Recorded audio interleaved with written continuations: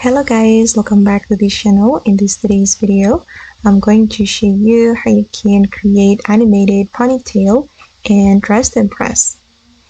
Okay, let's get into it guys. First of all, I'm going to go to the hairstyle and then you're going to choose hairstyle from updo category. You can choose this one or it's up to you. And then we're going to go to the straight category and select this hairstyle. And then I'm going to go to the toggle and select more animated. Okay, and let me exit the hairstyle selection. And wait guys, let me color my first hair with this black color to match this hairstyle. Okay, now it's time to change the adjustment.